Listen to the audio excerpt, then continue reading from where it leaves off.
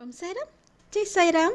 என் அன்பு குழந்தையே, உங்களிடம் நான் கேட்பது உங்களுடைய தன்னிகரில்லாத அன்பை மட்டும்தான். உங்களின் அன்பு மட்டும்தான் என்னை ஜீவனுடன் உன்னுடன் விழாவ விடுகிறது தெரியுமா? நீங்கள் அனைவருமே என்னுடைய கண்ணின் மணியான கண்மணிகள்.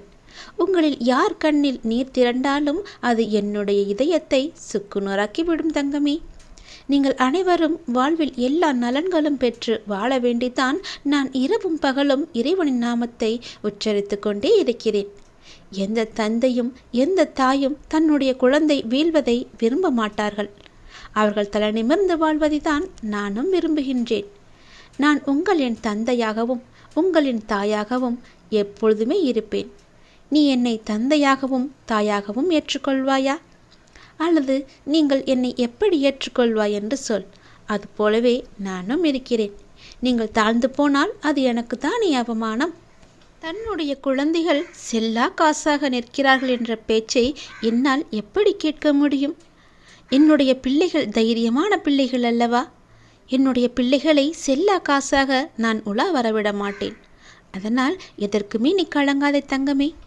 தைரியத்துடன் நீ முயற்சி செய். உங்களுக்கு நல்லது நடக்கப் போகிறது. உங்களுக்கு நல்லது நடக்க உங்கள் கூடவே இருந்து இந்த சாயப்பா நான் உங்களுக்கு நடத்தி காமிக்கின்றேன். இனி வரும் நாட்களில் உங்கள் ஒவ்வொரு செயலிலும் நான் இருப்பதை நீ உணரப்போகிறாய். இது என் மீது சத்தியம் என் தங்கமே. உன்னை சுற்றி நடக்கும் பல சம்பவங்களுக்கு காரணங்களை உன்னால் புரிந்து கொள்ள முடியாது. இறைவன் ஒவ்வொன்றிலும் ஒரு காரணத்தை ஒளித்து வைத்திருப்பான். அதை கண்டுபிடிப்பதில்தான் அனைவருமே வேறுபடுகின்றனர். எதையும் எதிர்கொள்ளும் மனோபாவத்தையும் புரிந்து கொள்ளும் பக்குவத்தையும் நீ வளர்த்து கொண்டால் நிச்சயமாகவே நீ வெற்றி பெறுவாய். அதுபோல உனக்கு ஏற்படும் ஒவ்வொரு சோதனையின் போதும் நீ உடனே மனம் தளர்ந்து விடாதே.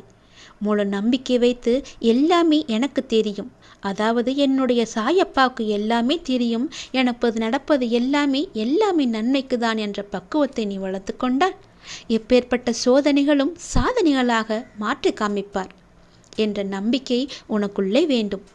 எந்த துரோகமும் உன்னை ஒன்றுமே செய்துவிட முடியாது. என் வார்த்தைகளை நீ செவிமடுத்து கேட்டுக்கொண்டிருக்கின்றாய் அல்லவா? அப்படி இருக்கும்போது நீ நம்பிக்கை வைத்துதானே என்னிடம் நீ சரணாகதி அடைந்திருக்கிறாய்.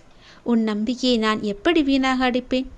உன் அம்மாவாகவும் அப்பாவாகவும் என்றுமே உன்னுடன் நான் இருக்கிறேன். உன்னுடைய சுக துக்கங்கள் எல்லாம் இனி நான் கலந்து கொள்ளப் போகிறேன். இது என் மீது சத்தியம். உனக்கானது உன்னிடம் வந்து சேரும்படி நிச்சயம் நான் செய்வேன். என் வார்த்தைகளை கேள். என் வார்த்தைகளின் சொல்படி நீ நடந்து கொள். உனக்கு நல்லது நடக்கப் போகிறது. இந்த சாயப்பாவின் ஆசி என்றுமே இருக்கும்.